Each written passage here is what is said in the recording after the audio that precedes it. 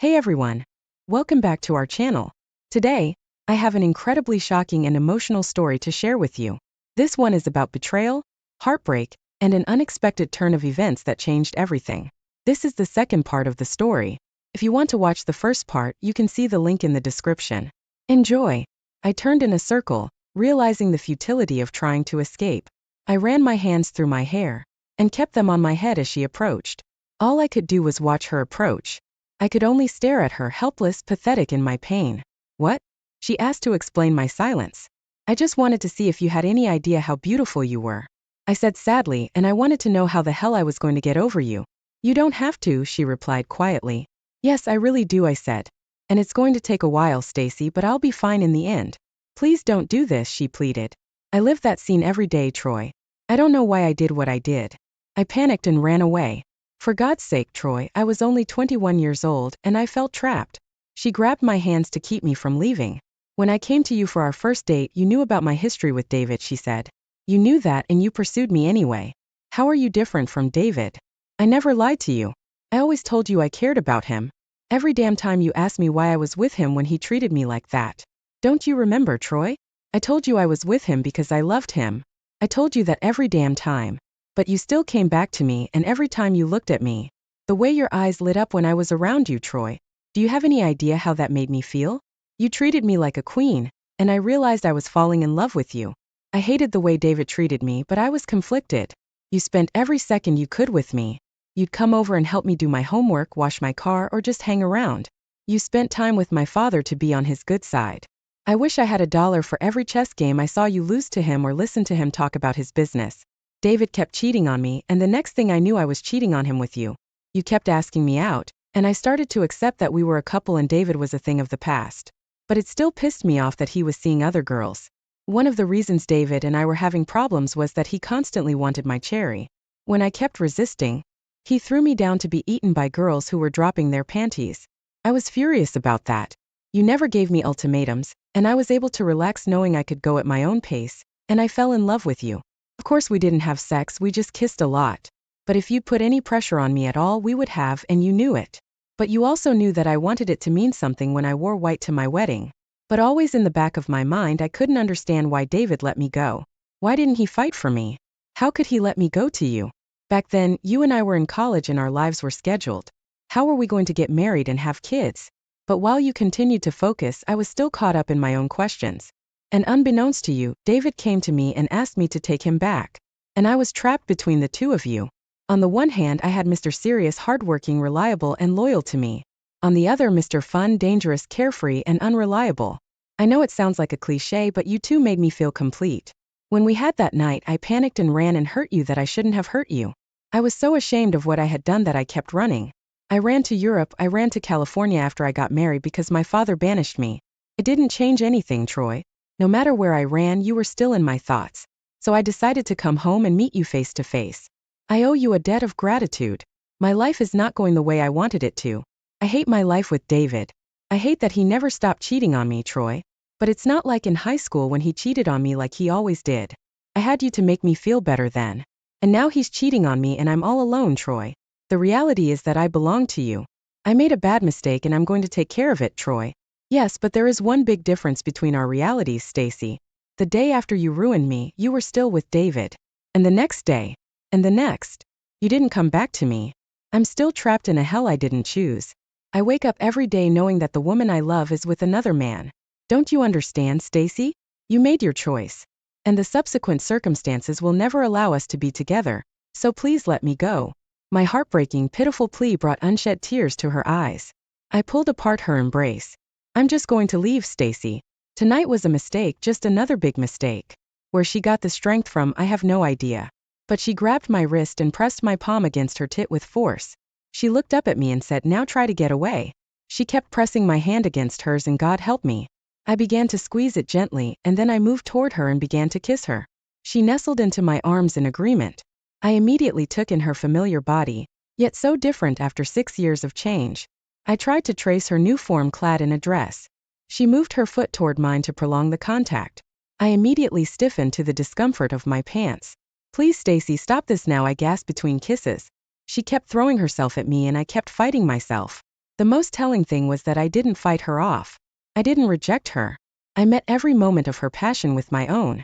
She lifted one foot off the ground and rubbed against me. In response, she sat on top of me while I held her in my arms.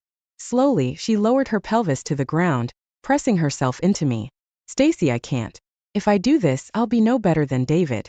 I don't have much left, but my conscience won't let me do it. If your marriage is so terrible, leave him. Divorce him and find someone who will make you happy. There is too much history between us to overcome. Too much animosity and bad blood for us to overcome. Your father will destroy me or I will destroy him. There is no other way. I'm tired of you hurting me, Stacy. You have to realize that I will always love you. All this time, all this pain, all my pretend hatred for you. It's killing me, Stacy. I'll never forget you, but I need there to be an end between us. I need to be able to consider you my friend, despite what's about to happen. If we continue tonight, I promise you that you will hate me or I will hate you for the rest of our lives. My explanation was the catalyst for her tears as we continued to hug each other, right in front of David Porter. As soon as I moved away from Stacy, he delivered a punch to my jaw. I fell back down on the seat of my pants, disoriented by the blow. In a daze, I watched Stacy stop David from finishing me off with his legs, and I sat up trying to clear my brain. Fortunately for me, David was followed outside by several of his henchmen, including Fred Carter, who watched me with a chuckle. The rest of the group joined Stacy to physically restrain him from maiming or killing me. David continued to yell at me, threatening me with death when he was finally dragged away. I continued to sit on the ground as the nausea and dizziness gradually passed. I groaned when I was finally able to stand up. Once again, I had a ridiculous thought. No one would forget this 10th reunion. I limped home literally and figuratively, all the while fighting to keep the contents of my stomach from revolting against me. Staggering up the stairs and limping, I walked to the refrigerator. I scooped some ice into a rag and applied it to the sorest spot. Physical pain. Nothing helped with the heartstrings that had just been torn. Something strange was happening to my body.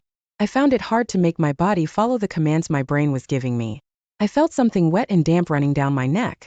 I finally managed to bring my hand up to it, and with my vision slightly unfocused, I saw blood on my fingers.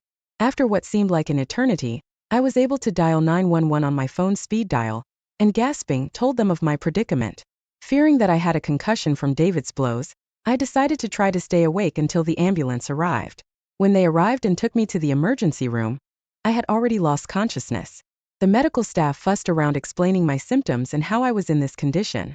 I just told them that someone had a fight with me and left it at that. The consensus was that I had a concussion, aggravated by damage to my inner ear, which should go away without complications. I ended up being kept overnight to monitor my condition should it change. Early the next morning, a couple of visitors came to see me. The chief of police of Camden, along with the captain of detectives, came into my room. When I saw them, I thought they were going to interrogate me to find out who had beaten me up. So I was already mentally prepared for that scenario when they started laying out the curbs. Their concern was not who I had gotten into a fight with, but how I could explain my whereabouts after the fight. Specifically, when I called 911 and whether anyone was with me before the ambulance arrived. I advised them to contact the ambulance service and the hospital to satisfy their curiosity about my timeline. If they had any other questions, they could contact my attorney, I informed them. Both men left with frowning faces. In a normal situation, I would have gladly agreed to help the police, but the hostile attitude made my radar wary. Within an hour, I found out why. News had traveled around the hospital that Stacy Porter was being cared for in the emergency room and had been assigned a bed in the intensive care unit. She had been beaten to a pulp by an unknown assailant and was in a coma from her injuries and the medication she was being treated with. My attempts to see her were easily thwarted by the medical staff, and I felt frustrated that I couldn't figure out what had happened. No doubt my attempts to see her would have added to the rumor mills. My hospital stay was extended a couple more days because the attending physician wanted to make sure I didn't have any extenuating circumstances related to the concussion. There were only 2 circumstances that I was aware of. First of all, I hadn't heard a word from Janet, my bride-to-be, all weekend. I could only assume that she had heard about the spectacle at the country club and was angry with me. Secondly, I had the misfortune to see David Porter as a visitor. Turning, I saw him standing in the doorway of my room. A gloating grin indicated that he was thinking about my predicament. I continued to stare at him, savoring the results of my sneak attack. David, I can understand why you decided to fight with me, but why would you want to do that to Stacy? I asked. The grin grew even wider as he replied, do what? I have no idea what you're talking about. The only one with a motive to harm Stacy is you, David. What are you going to do when Charles Bachman decides to intervene? Don't worry about it, Troy. He and I have an agreement and the police have already gotten their orders. The perpetrator of the attack on Stacy is some unknown person. When Stacy recovers, she will be sent back to California to live with her sister. Charles Bachman and I will continue to do our usual business of running you out of town like a beaten dog. I shook my head sadly. Charles Bachman hates me that much? He let you beat up his daughter and try to blame it on me? He can't stand what you walk on. You constantly humiliate his family. What you and Stacy did at the school reunion was just icing on the cake. He fully approved of my measures to punish Stacy. David, I can almost understand why he hates me. But what have I done to you that you hate me to this extent? My question startled David. For a brief second, the anger in his eyes was replaced by a sense of doubt as he searched for an answer. Mr. Stacy is better than you. Mr. I think I'm better than everyone else, he replied stiffly. Did you think I was going to let you get away with stealing Stacy from me? You didn't allow anything, I quickly interjected. You dumped her and I came up to you and told you I intended to ask her out. You didn't object. And you know what, asshole? I changed my mind and decided I wanted her and I snuck into her pants every chance I got. And she still wouldn't let me, saying she was saving it for you. Hell, even when we went to Europe after she ran away from you, all she did was mope and cry for you. She still didn't want to sleep with me. I was so angry. Then we flew back to the city and her father read her the riot act and told her she had to marry me because he wouldn't tolerate any more scandals from her. So we played the wedding under the gun, and she cried like a baby when I finally slept with her on our honeymoon. So I go off and have fun, and she sits at home and wishes she'd left her poor Troy behind, which is fine with me. Because when you're finally on the street, she can pick you up, as far as I'm concerned. I'll be running Bachman's Enterprises, and you'll be throwing garbage in the trash can if I can help it. David, I'll tell you once. You're going to have to go a long way to get rid of me, I replied, and don't think you're going to be able to kick my ass. Even after you hit me and kicked me, you didn't hold me back. I was already getting up to fight back when Stacy stopped the fight. I would have killed you, I said it offhandedly. The hint of David's inability to hold me weighed on him as he walked away. I wanted him to dwell on that fact. Somehow the days at the hospital went by unnoticed. Janet was still missing. I kept in touch with Tom Jenkins, who was doing business on my behalf. I was contemplating revealing to him aspects of the bank's affairs that he wasn't privy to when I got word that Stacy wanted to see me. When I entered her room, I shuddered when I saw the extent of her injuries, and my dislike was taken to a new level. How could someone do that to someone they were supposed to love? She invited me to sit by her bedside, and I took her frail hand. I suppose you heard I was banished again, she said weakly. I heard. I'm sorry, Troy. I didn't mean for you to get hurt. I guess that's the best I can do. She started crying. Shush, Stacy. It's not your fault. You need to get away. Get away from this because no matter how it ends, you're going to be hurt. Go to California. Start over. Find someone you can love and leave me and David and your father in the past. Don't look back, I commanded. I have someone I love here, she insisted, squeezing my hand tightly. I took my hand away. Will you love me if I destroy your father, Stacy? As I intend to do it if I can. Can you bear the thought of being known in this town as the woman who betrayed her own father? I can't put you through that, Stacy. Remember the anecdote I told in my office? You mean the one where you hinted that I was a slut, she asked. You're not the whore, Stacy. It's me. You've submitted an offer worth millions of dollars. And I'm so eager to chase you that I'm willing to settle for your reputation being worth $5 in the end. I can't hurt you like that. You're too dangerous for me, Stacy. Go away and live in peace. I walked away, hearing the sobs echoing in the room. The day I was released, I went to the bank and thanked Tom Jenkins for his guidance in my absence. Janet's desk had been cleaned out, and her copy of the secret bank books was gone too. That evening, while I was in the attic of my apartment, I heard familiar footsteps approaching me. Hi, Janet, I said, not bothering to make sure it was her. I just stopped by to return your key, she replied. Okay, I replied neutrally. I waited. Mr. Bachman wants to meet you tomorrow night at the country club to discuss business with you. She informed me. Okay, I replied again. She waited for me to ask the questions I should have asked. For example, how she knew Charles Bachman and why he had chosen her to be his envoy. I was not inclined to oblige her. At last she left. I pulled into the parking lot of the country club, turned off the ignition, and just sat in my car. I paid no attention to the few passers-by who approached my car as they entered or exited the building. Gathering all the strength and energy I would need to see the meeting through, I began a series of deep breaths. Finally, I left my old beat-up Chevy among the immaculate Cadillacs, Lexuses and Mercedes, and walked to the entrance. The receptionist occupying the entrance was preparing for me to go through the hassle of announcing my name and the purpose of my visit, and then wait for an escort since I was not supposed to walk down the corridor alone. I walked past her as if she was invisible and paid no attention to her shocked face and protests as they subsided, and I continued down the hallway. Civility was not a priority in my current frame of mind. I wouldn't waste my energy on my subordinates today. As if out of thin air, Thomas Clark, the manager of the country club, appeared in front of me and kept pace with me. "Good evening, Mr. Harrison. How nice to see you here again," he said cordially. I glanced at him. Thomas Clark was one of the few protesters who had opposed my family's expulsion from the country club. It was because of his talent for keeping an eye on the country club that he hadn't lost his job during the general unrest when Charles Bachman waged war against my family. "Good evening, Mr. Clark. It's good to see you too."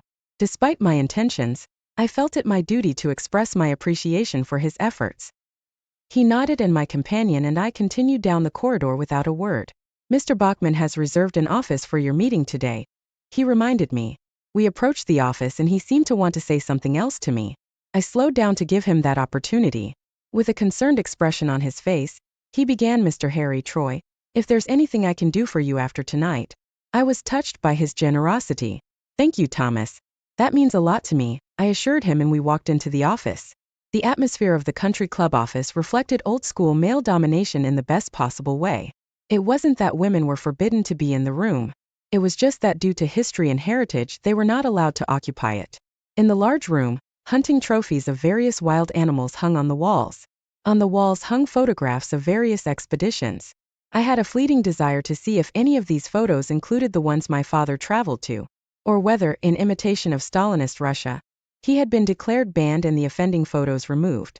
The faint aroma of expensive cigars competed with the hickory and oak logs blazing in the huge stone fireplace. Light and shadows danced on the soft leather armchairs and sofas. The gleam of polished mahogany furniture, several of which were topped with Waterford crystal decanters filled with various whiskies or liqueurs waiting to be consumed. Shelves littered with rare first editions of literary masterpieces, many autographed by the authors. In the corner stood a large globe testifying to its antiquity with unexplored parts of the world, names of forgotten countries and shifting boundaries. And in the very center of the room, confidently dominating his universe, stood my nemesis Charles Bachman. His son-in-law, my former friend David Porter, hovered nearby, serving as a companion. He stared at me, hesitant to attack. He stared at his father-in-law, desperately waiting for the signal to destroy me. I watched the enormous figure of Charles Bachman, remembering how he had bullied me years ago when I was courting Stacy. All the little derogatory remarks and jokes I'd endured while studying the chessboard during one of the games he'd insisted on playing while I waited for Stacy to get ready for her date. The inevitable gloating as he captured my king and pronounced, "Checkmate," signifying another of my defeats. "Troy Evans Williams," he said, as if giving me a death sentence. "It's been a long time since I've seen you." "Not long enough, Mr. Bachman," I replied. "You wanted to meet me, Mr. Bachman, so tell me why I'm here so I can leave here and go home. Why don't we get a drink, Troy?" He called up the country club manager and asked him to go to the storage room and bring back a decanter of Remy Martin Lewis III Estate rare cask that the manager was storing for him. "I'm impressed, Mr. Bachman. How much does a bottle cost now?"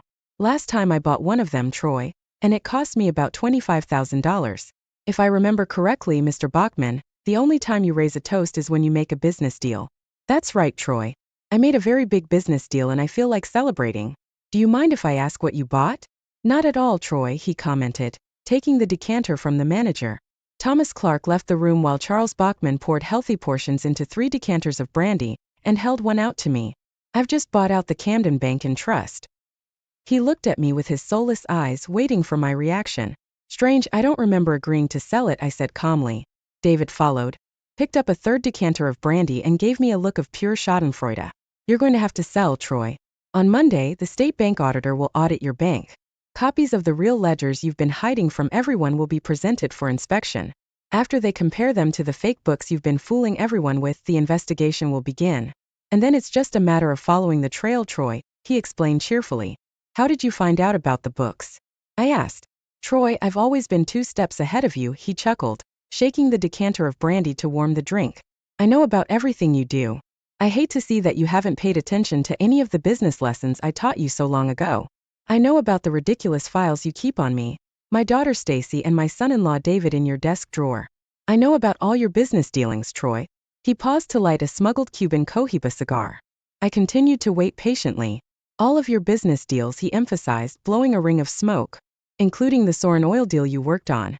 And as I said, I have access to copies of your books, Troy. It's going to make interesting reading across the country when this story comes out. However, there is an alternative solution, Charles Bachman suggested. If you turn the bank over to me, the actual books will never be reported. There will be no investigation, and you can walk away rather than spend the rest of your life in state prison on embezzlement charges. Why would you want to acquire a failing bank, Mr. Bachman? You buy it and you'll have to service the accumulated debts, I asked, puzzled as to the reason. Just call me sentimental, Troy. I'm thinking back to when you and Stacy were growing up. How you used to come over and play with her. Even when I thought you were going to be my son-in-law instead of David. I'm doing this for old time's sake. You're not tarnishing your mother and father's name.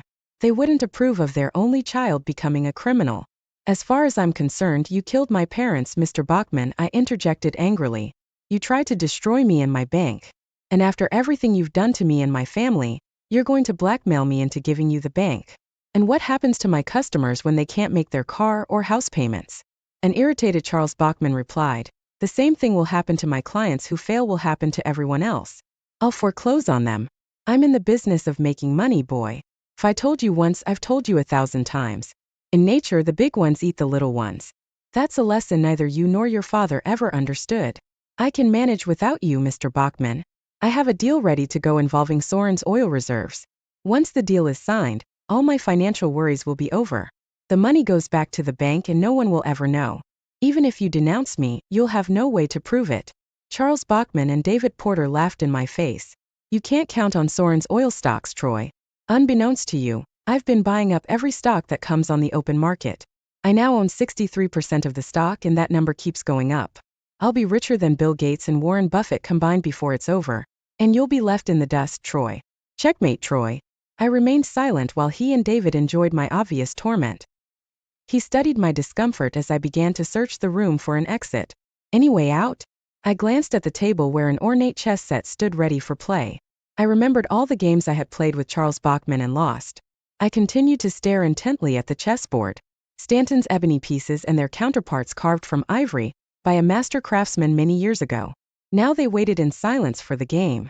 Charles Bachman followed my gaze and a smile flashed across his face. You know, Troy, it's been a while since we played chess. Why don't we make a little bet? If I win, David takes over as president of Camden Bank and Trust and you go to jail. And if I win, suggested I, taking a sip of very expensive brandy. The very idea seemed to be a slap in the face to Charles Bachman. I could see him blushing and struggling to control himself over this ridiculous idea.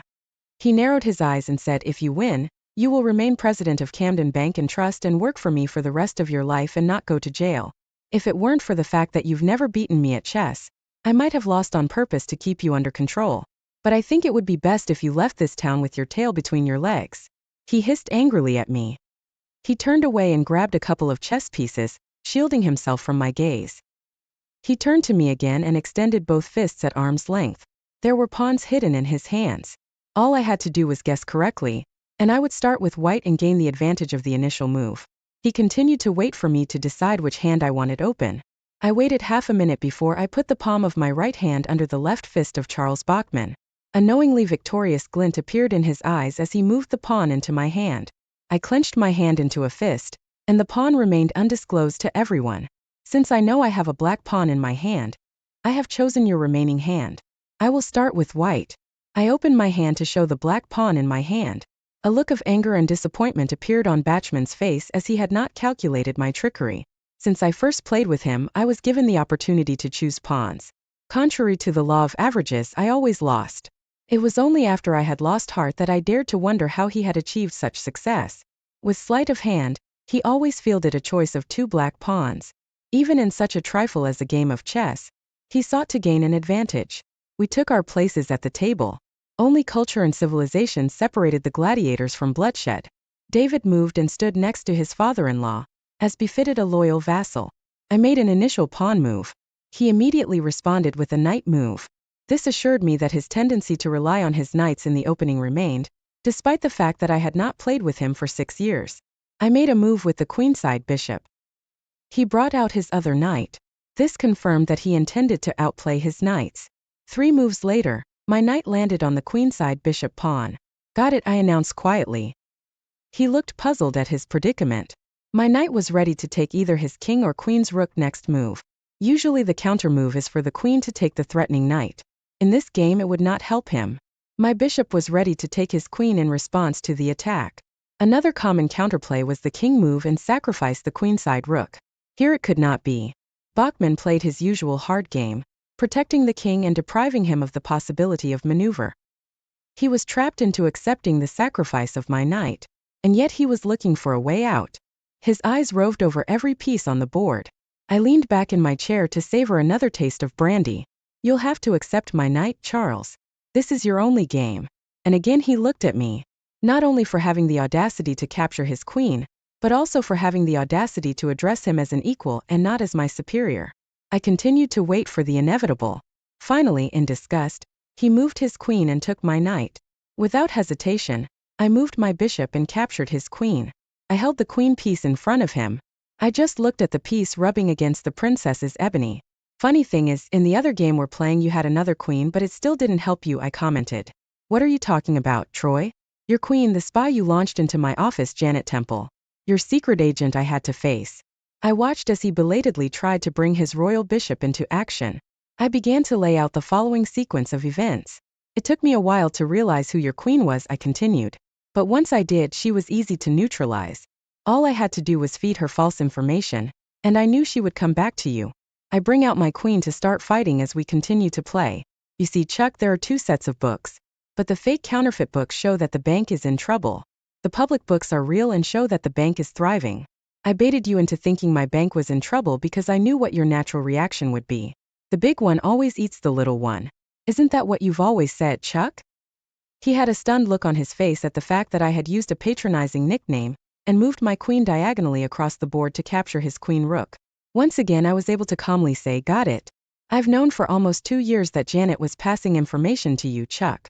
I knew that you forced her into an intimate relationship with me so that I would lower my defenses. I set up several situations where I gave you the right information through Janet. After you were able to thwart my attempts with her information, you trusted her 100%. Then every once in a while I would provide her with a legitimate nugget for you to save her. That kept you on the hook. Bachmann moved his king from a dangerous position to the next row. I then moved my queen horizontally across the board. And now his queenside rook was also a victim of the game since I had removed it. The queen and both crows are gone. You're not doing too well, Chuck, I remarked. But back to Janet. You relied entirely on her reports and she relied entirely on the information I gave her. You see, I was constantly updating the false forged books to show the gradual decline in the bank's assets. Janet would check the information on her computer and double-check it on mine and then pass it on to you. Janet was never in a position to do a legitimate audit, so I kept passing you false information. It allowed me some respite to repair the initial damage you did. The scary steps I had to take over and over again to build up the necessary margin of safety. I was shelling out every dollar to slip half a point on a stock and then withdraw money from the market and lock in profits. Janet always got the information a little later than she needed to in order to contact you in time. And you had time to squash me like a bug. It must have been frustrating for you to see me slip through your fingers day after day. Of course, for every one of my winnings you erroneously said that I was losing on 4 or 5 other trades a day. You may have checked and verified the daily trading of the stock in question, and the trading activity report seems to confirm Janet's information. He woodenly took my queenside bishop, and I responded by taking one of his knights. He made a move with his remaining knight trying to put pressure on my king. I started destroying his pawns with my queen. So, as you can see, Chuck, it won't do anything when the state auditor comes on Monday. The real books will be presented, your information will be noted, and there will be an investigation. The only proof you have is a computer printout from Janet, your and David's second-hand accounts of this information and Janet herself. There will be no corroborating evidence.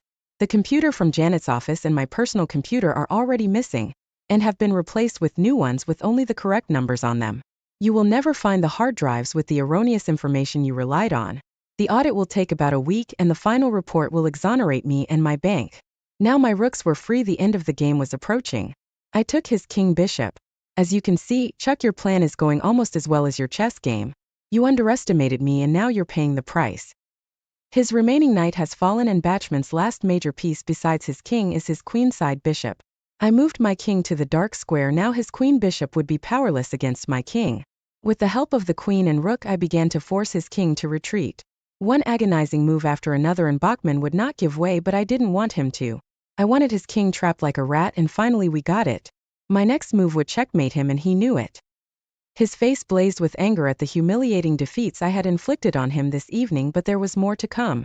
So Chuck, looks like I beat you at chess for the first time.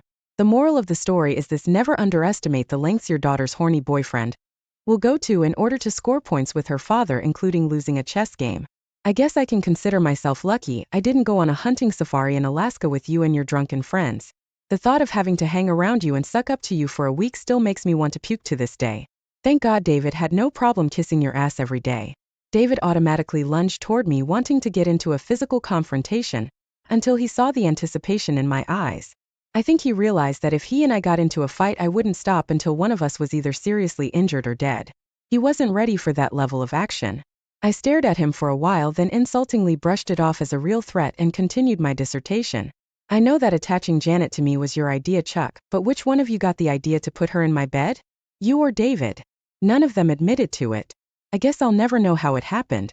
Maybe one of you was at fault, maybe you both independently of each other gave Janet a hint to try to spark a friendship, or maybe Janet did it on her own initiative.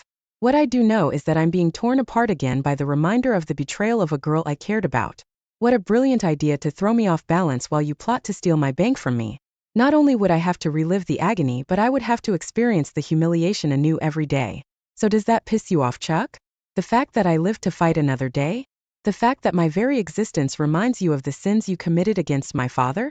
Normally if I pissed you off that would be cause for concern, because even if I foiled your plan and saved my bank, I could expect you to regroup and launch another attack. But that's where the genius of a queen like Janet comes in. I continued to lecture Bachmann, as if he couldn't stop hearing about the wreck I'd made for him. I know she also told you about the Sorrento oil reserves that my bank was so counting on to bring it back to the black. Just imagine an oil field estimated at several million barrels that has yet to be developed. Sounds too good to be true, doesn't it, Chuck? And it's too good to be true, Chuck. Once again I fed you false information through Janet. I created Sorrent oil reserves out of thin air, Chuck. You were so eager to believe everything Janet told you that you didn't do your due diligence. Why would I? I certainly wasn't cunning enough to outsmart you. I've never been devious before, and you knew I couldn't dare to make a false move. Therefore everything I invested in had to be in good faith. Thanks to me you have seen a vision of the mythical El Dorado. With a startup capital investment of $100 billion, you would make billions of dollars in profits. The fact that you would destroy me was just the cherry on top. You flipped through all the test field reports and engineering reports that promised unquestionable success. All those reports from my desk that Janet stole for your benefit. All those reports from straw figures created by me. They existed only in my imagination and from my hands. But after creating enough papers, I pushed you closer and closer to the edge until you jumped off the cliff voluntarily. In the course of all the international business deals I've had to enter into, I've had ample opportunity to discover enough unethical businessmen who would help me pull a scam on you for a percentage. With their help, I set up a number of shell corporations on shore. Every time you bought Sorrent stock, your money came back to me. I created a false bidding war that kept the stock rising and caused you to lose your money much faster. All the debts you took on caused the price of Bachmann Incorporated stock to fall. So I bought them cheap with your own money. Through a syndicate of holding companies and mutual funds, I now own the majority of your company's stock, Chuck. Charles Bachmann's complexion had undergone a remarkable change. Instead of a flushed face of anger, he now had a shocked look on his face as I continued to pound him with the hammer. Within a month, a new board of directors for Bachmann Incorporated will be formed. All of them will be selected by me. The first order of business will be to remove you, Chuck, on a vote of no confidence. The second would be to elect me chairman of the board. The third is to change the name of the company to Harrison Williams Incorporated in honor of my father. I realize you'll still be rich because of your holdings, Chuck, but your legacy is gone. And that's what matters to you. The days of you being the benevolent despot of this community are gone. Your lavish estate, the Rolls Royces you and your wife drive, the condos you own, the private jet, all of this titled in the company's name for tax purposes will belong to me. I will, however, allow you to keep your mistress. Charles visibly cringed at my revelation that I knew about his secret life. David watched stunned as his unbending father-in-law's clay feet appeared. You'll spend the rest of your life complaining about me to the FBI, the SEC, and every other law enforcement agency you can think of, and it won't get your money back. I have covered myself with countless layers of protection and continue to add them. You will grow old and bitterly regret your powerlessness to unravel my affairs. The political influence you once enjoyed will fade, and you will be left all alone screaming in an empty room for revenge. I finished the last drops of brandy. I leaned forward toward Charles Bachman, who was now gulping air like a fish out of water. I moved my queen to the last row. See, Chuck, you've been wrong all along in your analogy of business and nature. It's not the big one that eats the little one. It's the fast one that eats the slow one. I reached up with one finger and slowly tipped at King. Shamat, I whispered the etymological Persian term that had morphed over the centuries into checkmate. The king is captured. I left the room without bothering to look at its occupants. The events that followed were dramatic and kept the town abuzz with gossip for months. I did oust Charles Bachman and David Porter. Finding themselves out of their comfort zone, they turned on each other, blaming each other for their downfall. Mrs. Bachman divorced her husband after publicly exposing his next mistress, and proceeded to beat millions out of him in divorce proceedings. As I suspected, Charles tried to get the authorities to investigate my case, but to no avail. With the loss of his wealth, he also lost political power, since no one admired him unless he was backed by money. His mistress left him in search of a better deal, and he himself entered into a series of relationships that continued to send him into a downward financial spiral. It was pathetic to watch him continue to pose as a VIP, while he was the laughingstock of the town. The town was shocked when he woke up one morning and learned that he had committed suicide by shooting himself. Only family members were invited to the funeral. Stacy and her sister flew in to attend the funeral and flew back right after it was over. She didn't try to contact me. I knew she blamed me for my father's death. However, David Porter attempted to disrupt the funeral to convince Stacy to stop the divorce proceedings she initiated while in California. After the debacle, he spoke publicly about his relationship with Janet Temple. Yes, my Janet Temple. They went to an undisclosed location. Power is an aphrodisiac, Henry Kissinger once said. I tend to agree with him. 23 months after the successful campaign against Charles Bachman, I was still the lucky recipient of the attention of many beautiful ladies. I was under no false illusions that I had somehow become more handsome, more masculine, or that my personality had undergone a much-needed makeover. No, all I represented was a potential source of endless money, security, and prestige. Was I upset about that? Not at all. I knew what the game was, and so did the ladies. We were satisfying desires for physical connections, and I was damn sure there would be no emotional connection with any of them. I made sure that any financial obligations imposed on me by my lovely ladies were minimal and transient. In my shallow world, that was enough to get by. Still, sometimes deep into the night, I would leave my slumbering partner for the night, and spend my time just watching the quiet city courtyard from my third-floor window. Still looking for someone to believe in. Standing like a sentry over my moonlit city that was experiencing a renaissance. Taking over Harrison Williams Enterprises, I approached a number of manufacturing companies about moving to Camden to end the city's history of being known as a one-company town. By offering commercial loans at a very low rate, and convincing state officials to offer various tax incentives, a large number of companies decided to take advantage of these offers. As a result, the city of Camden experienced a boom. I originally envisioned that Buckman's Financial Plaza would soon resemble what downtown once looked like. A desolate concrete ghost town synonymous with Charles Bachman's failure. But I commissioned a study and concluded that it was prudent to allow Buckman Financial Plaza to continue in business and thrive. People psychologically wanted and needed options. People like Fred Carter, a classmate of mine who ran a Ford dealership. Fred would have resented having to obediently submit to me to run his banking business at Camden Bank and Trust. But if he had been offered to do business with Buckman Savings and Loans, he would have been as fit as a fiddle. I didn't care which organization got the money as long as it came back to me. Oh, I did indulge my ego. The Camden Country Club has done the unprecedented thing of rescinding a member's expulsion and granting me membership. I guess after it was revealed that Harrison Williams Enterprises was thinking of placing a landfill next to the golf course, I thought my opinion might sway the Harrison Williams board of directors. I seemed to notice a few hostile and annoyed looks every time I came in. Went back to the country club, but as long as they left me alone, I left them alone. However, for the sake of vacuousness, I made sure to encourage minority membership and convert the office into a daycare center as soon as it was remodeled. I also had dinner every night at the club to demonstrate my power. I took advantage of the situation and ensured that Thomas Clark, the country club manager, was given full autonomy to run the club. He listened to my proposal to upgrade the restaurant to a 5-star establishment. I now had a place where I could bring my business lunch partners for a nice meal or a round of golf. Or both. One of my fondest memories is playing golf with a woman, the chief operating officer of a corporation I wanted to do business with. She hit her second shot on a par 5 dogleg on the 13th hole. Somehow we ended up together in the thicket of the woods and found a new source of entertainment on the golf course. At least I finally got to enjoy the game of golf. I was finally able to grasp a bit of the zen of golf, albeit in a different form than expected. Hey, you enjoy your view of the hole-in-one and I'll enjoy mine. In fact, the same COO came back for another visit and, oh miracle, hit his shot right back into the same thicket, causing us to have to disappear into the woods again. We were having a leisurely dinner at the clubhouse, enjoying the risky ambiguities involved in playing golf when Stacy showed up.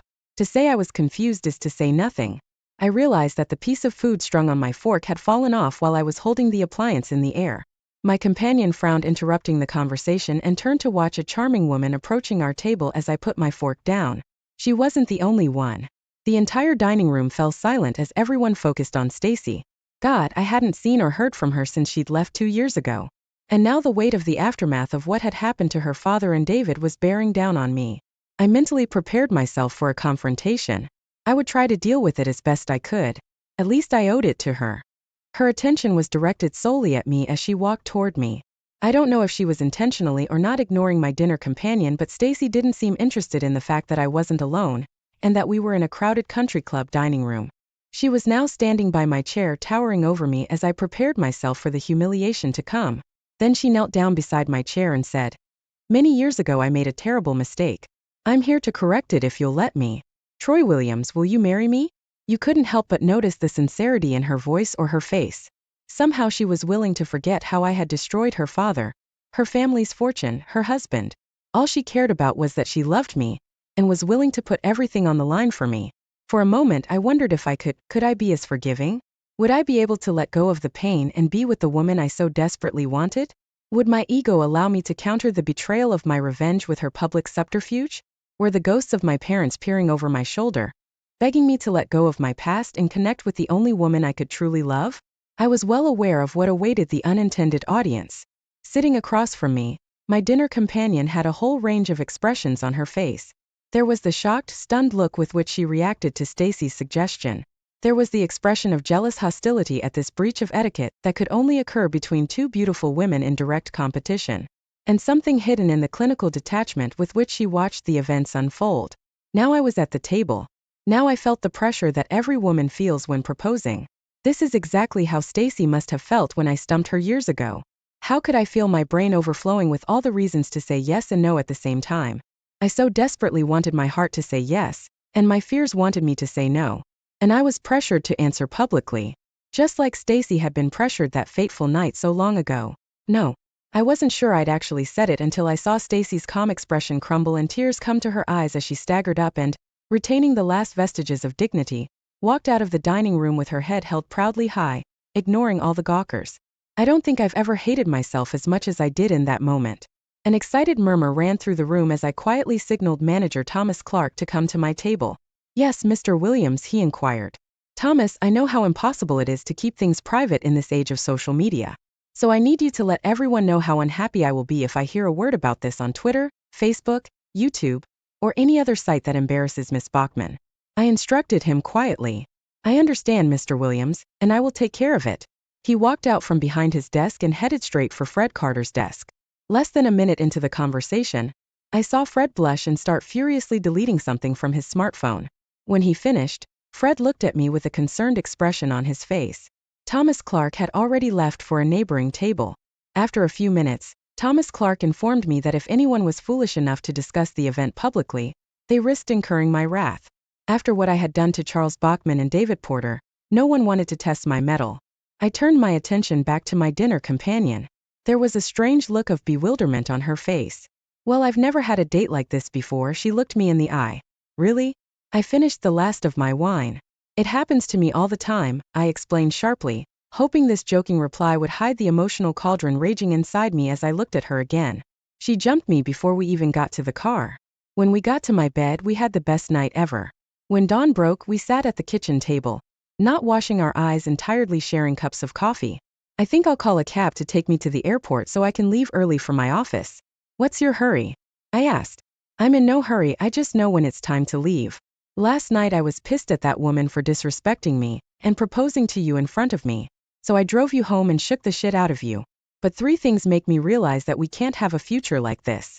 1. This woman really loves you enough to make herself do something so public. 2. I could never do that for any man, so whatever we are, this is not a case where I'm willing to go that far for you. I only had to nod in response to her comments as I was in agreement with her. She was fun to be with, but we both knew we weren't right for each other forever. You mentioned 3 things. What's the third? I asked. Last night, everyone in this room could look at her and tell she was in love with you. I kept looking at you and could tell you were in love with her. In love or in business, don't take on something you can't succeed at. I've already lost that battle. As I weighed her words and considered my next steps, I watched the cab drive away, taking her to the airport. The wait was less than 24 hours. Stacy reappeared at the country club as I dined alone, got down on one knee again, and publicly proposed to me again. I was once again going through a turmoil of conflicting emotions as I was once again put in front of a choice. Somehow I managed to say no again, and again my negative answer caused Stacy the pain of rejection, and she slowly walked away, trying to keep her composure, tears streaming down her face. The room stirred again with excitement, and I called Thomas Clark over and asked him to repeat my favor from the night before. I knew it was impossible to keep people from whispering about the event, but I could still try to limit the damage to local gossip only. On the third night, the dining room was crowded with people waiting for Stacy to arrive. They were not disappointed as she showed up and proposed to me again. Unlike the onlookers, Stacy was disappointed as I again refused to accept her marriage proposal. This time Thomas Clark didn't have to instruct people not to air anything they witnessed. He automatically went into damage control mode. Stacy showed up the next night and left disappointed. And the next night again. And the next. And the next. The event continued every night. A week went by. Then a month. And Stacy continued to show up every night to propose to me. I couldn't understand how she managed to endure so much pain and rejection. But every night she showed up hoping I would say yes. And every night she left with her heart torn apart by my rejection. Her friends begged her to stop, to save what little she had left and start over far away from our hometown. She continued to ignore them. Then a few brave men approached me and suggested that I stop eating lunch at the country club to put an end to this farce. I ignored them. Night after night it went on. One change was that I never asked him to dinner at the club again. At least I was able to keep the conflict to just the two of us and not expose anyone else to the spectacle. It was Friday night and I was waiting. By this time, the initial buzz from Stacy and I's little dramatic performance had turned to a lukewarm agreement with the crowd. Many had become oblivious to Stacy's hopeful comings and sad goings. She showed up right on time, remembering to dress for the occasion and not giving up hope that she could convince me to change my mind. She came up and started to kneel when I raised my hand to stop her from kneeling. Stacy, today marks 1 year since you came back and asked me to marry you. Every night I say no, but you keep coming back. How long are you going to keep this up? It was noticeable that she was excited about the change of ritual. But recovering herself, she said, Troy, I will continue to come here every night and propose to you in the hope that you will finally agree that we belong together. And it doesn't matter if it happens tonight or tomorrow or years from now. I will do everything in my power to right the wrong of not accepting your proposal. The heartfelt reply struck her with sincerity. You know, your batting average is pretty bad in this case. She ignored my futile attempt to make the situation light. All I have to do is be right once and then you and I can spend the rest of our lives batting 1,000. Look, Stacy, I don't have as much practice at this as you do, but maybe I can do it better. Before she realized it, I had already slid off the chair and was kneeling in front of her. My hand reached into my pocket and snatched the object. Now that everything was clear, Stacy screamed, "Oh my God! Oh my God!" 3. Tears of joy sprang from her eyes and her hands reached for my mouth in disbelief as I opened the box and presented the ring to her. Stacy Ellen Bachman. Yes, she shouted. You? Yes. Getting married? Yes. Yes. Yes. You? Yes. Yes. Yes. Oh God, yes, I'll marry you. In a rush of adrenaline, she lifted me to my feet, pulled me to her and started kissing me, and the hall erupted in wild applause. She sobbed in my ear. Thank you, Troy. Thank you for making me so happy. Somehow, despite her holding onto me tightly, I managed to slip the ring onto her finger, which entailed another round of blazing kisses. I didn't think I could get her to unhook herself from me, but eventually her girlfriends who were present pulled her off me while they oh'd and awed over the ring, and of course, they began wedding planning expeditiously. I took Thomas Clark aside and told him to put all the bills on my account. Yeah, even that bastard Fred Carter. I also told him to get that rare bottle of cognac I'd inherited when I took over all of Charles Bachman's assets. It was time to finish the bottle with a toast which I shared with my bride-to-be. It's time to let go of the past. I watched her as she aimed at me like an erratic kamikaze. She was holding a large yellow-reddish object in her hands. I tried to prepare myself for the possibility that if she decided to throw it at me at close range, I would try to anticipate the trajectory it would take to hit my body. Instead, she held out her hand for me to take the thing from her. Peace, she announced proudly. Peach, I corrected her. I emphasized the cheech to explain to her how to pronounce the fruit. She nodded with the confidence of a 3-year-old and repeated, peace. Finished with that task, she turned and waddled back to the waiting baskets full of ripe, juicy fruit. If history repeats itself, in a few moments I will be the owner of another peach. I gently squeezed the peach in my hand and smelled it. It was ripe, ready to eat. I dipped the fuzzy fruit into the bucket of watery ice that held the few bottles of beer I'd rewarded myself with for finishing the harvest. Next, using a penknife, I cut the fruit in half, then into quarters and removed the peach pit. I then cut it into smaller pieces so Karen, my child, could enjoy the tasty treat. Karen returned with another peach and held it out to me. Peace, Daddy. She demanded. Next to me, the love of my life started laughing at us. I looked at Stacy and smiled at her, then returned my attention to Karen. Peach, I repeated, holding out a small piece of fruit to her. Her eyes glistened as she tasted the fruit and the pulp and juice smeared her face. Somehow she always managed to leave the uneaten peel that got on my shirt. Don't feed her too much, it's too close to dinner time, Stacy reminded me. I won't, sweetheart, I said, taking the opportunity to take another sip of nectar of the gods, and the cold amber liquid slid down my throat. And no more beer or you'll be completely useless while I are on you tonight. Honey, she's 3 years old. She has no idea what that word means, reminded Stacy. It's never too early to instill that habit. I don't want her blabbing. She's not supposed to repeat words in public. Okay, I understand what you're saying. But as long as I keep eating your peach, you can have one of mine. I held out a peach slice to her as a mischievous grin appeared on her face. I intend to let you eat my peach all night long, she smiled teasingly. Just remember, I have to unload these baskets at the farmer's market early in the morning. Troy, that means we need to start early today so you'll be ready to go in the morning. I realized from the lecherous look on her face that she had plans for me for the morning as well. But to help you, get one of those kids you hired as a helper and have him do the job for you tomorrow. I think something will come up that will require our undivided attention. I smiled back and then looked back at the lot where our residence was located. When we got married, I had agreed to stay in the bank building, but Stacy had been adamant that she wasn't going to raise her family in the bank building. I called my old family friend, Mrs. Fuller. She was past the age where she was having trouble taking care of her farm. Added to this was the fact that her daughter insisted on moving west to live with her. I ended up buying the Fuller farm and a few other parcels of land that would allow me to be fully employed as a gentleman farmer, but not overworked. All of my business ventures had good managers who kept an eye on my assets, and I continued to make sure the engine was running efficiently. Now it didn't take every waking second. Soon I was learning about crop rotation, irrigation, and pest control. Stacy was hard at work renovating our new homestead, and it wasn't long before she informed me that one of the rooms needed to be converted into a nursery. Karen came into our lives, and any doubts any of us had about our marriage were instantly dispelled. Ironically, our happiness had irritated the locals who had watched our trials and tribulations up close.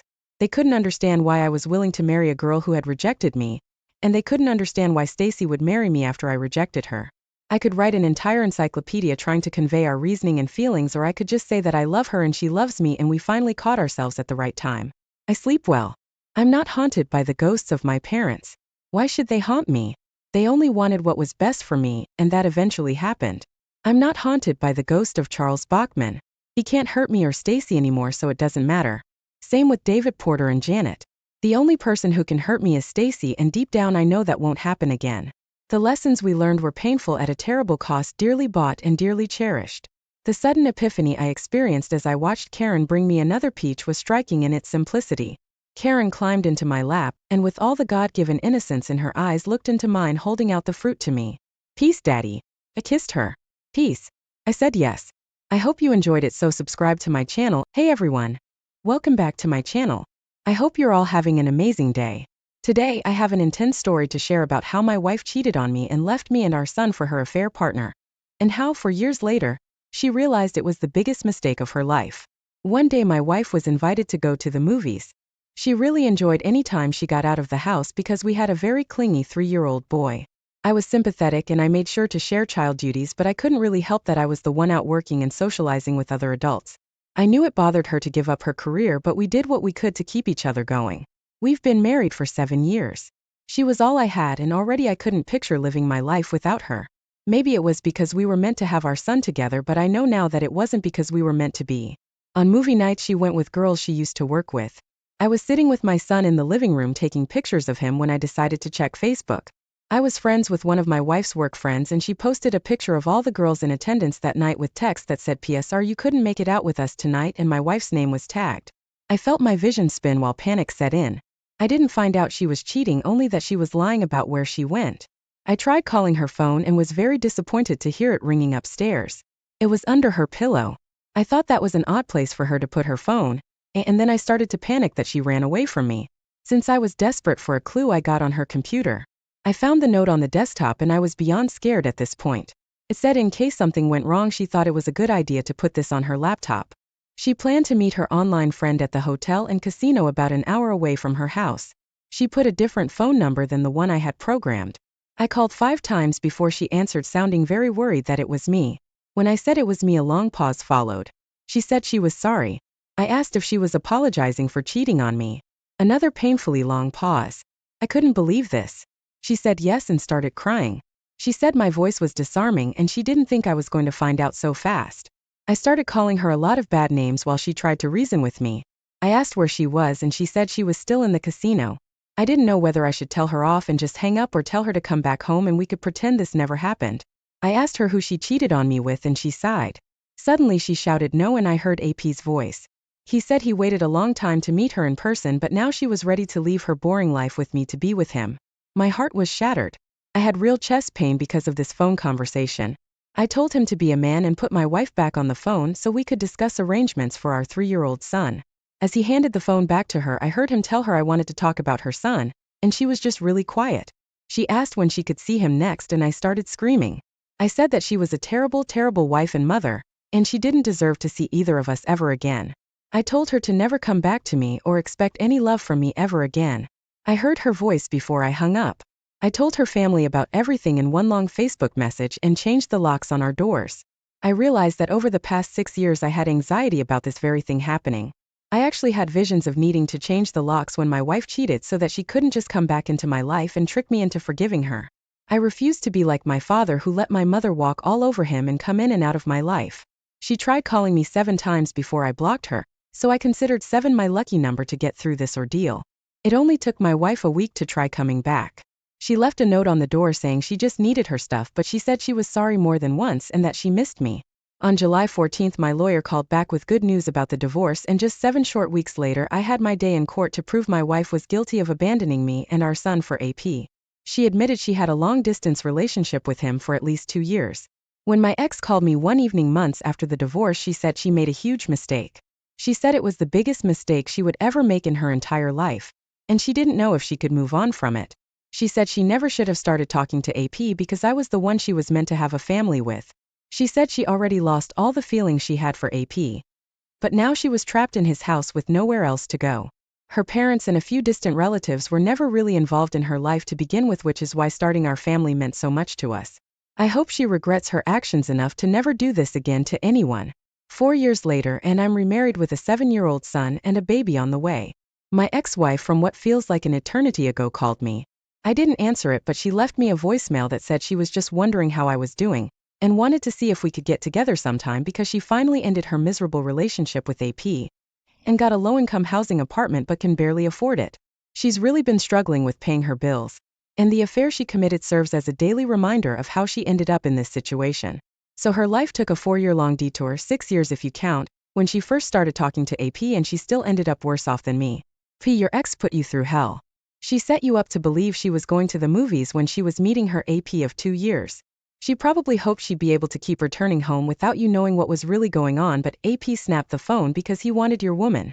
Your wife already made her decision, but by lying and cheating on you, so you did the right thing when you told her off and made it clear she would not be getting another chance from you.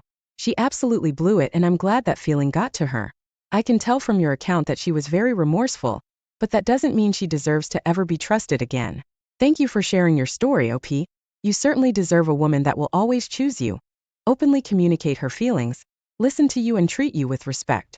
I wish you and your family the best of luck in life. Now let's get into our second story for today. Here is my story. First off, I want to start by saying that a woman can go through criticism for the man she's chosen to marry. Those criticisms and concerns about her husband may or may not be true. Either way, you should always be sure to remember that the man under the microscope is a human too, and he might not like certain things about himself either, like any undesirable physical feature. And don't get me started on unwanted man emotions like aggression, anger, frustration, shame, fear, anxiety, or sadness. I know these are just normal emotions that everyone experiences, but if a man shows one or more of these too frequently, maybe he's just a person in need of help. Let me tell you what people said to my wife, which in turn made her slowly start to despise me. She started going to a women's group where they each got to talk about their feelings and how life was going at home. I was at home with our teenage kids. We were married for 17 years. My wife hadn't ever physically cheated on me up until this point, but she did have an emotional affair years ago with her stepbrother that I'd rather not talk about. I guess these women encouraged her to really let all the complaints she had about her family come to the surface. My wife knew I had a really messed up childhood. She knew I didn't know my father and my mother was neglectful, but yet she didn't think for a second that I didn't want to frequently experience anger, frustration, shame, sadness, or fear. When we first got married, she helped me through these emotions, but after so many years she started to lose faith in me. She started to believe the ladies in her group and the lies my mother always told me, that I was unworthy and a mistake. What she didn't realize, though, was that she was proving herself to be just that. She was so disgusted with me that she decided she deserved a one-night stand after 17 years of marriage. She was terrible at lying, though, and not very sneaky. I quickly figured out where to find her, and she got a real show of my aggression. In front of all the neighboring people that could hear me through their walls, I basically attacked AP. I wanted to attack her, but for some reason I felt like I couldn't. I spent a night in jail, but I guess AP had more of a heart than my wife because he didn't press charges. I couldn't believe she was convinced I was the one with the problems, that didn't deserve to have unconditional love from her.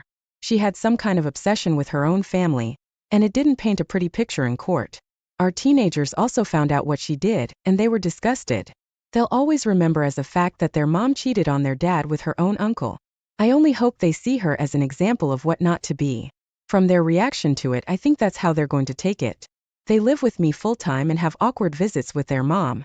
I am most grateful for the fact that I was able to take custody of my kids and give them a safe place to live without the instability their mother accused me of. It's been 7 years since this happened, so our kids are in their 20s now. They've both moved out and keep in touch with both their mom and I, but they take their mother's words with a grain of salt because she once lost patience with their father, who counted on her to remain his wife and be there through the good times and the bad, for better or for worse. All things considered, I can't help but be grateful because I have more than I ever expected to have as a child. I have a big family with my adult children, second wife, and stepchildren. My wife never expected to remarry after losing her husband, but when we met it was like fate knew we were two broken families that could combine into one. OP. I am so happy to hear that since this terrible experience you've remarried and have a big happy family. Your story is a testimony to men out there right now, hurting from a past relationship.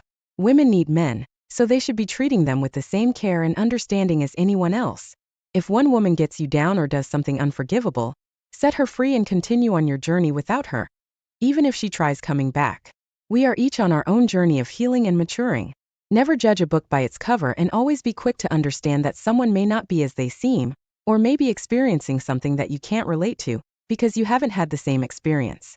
I am proud of you for following through with divorcing your wife, even though you counted on this family to always be there.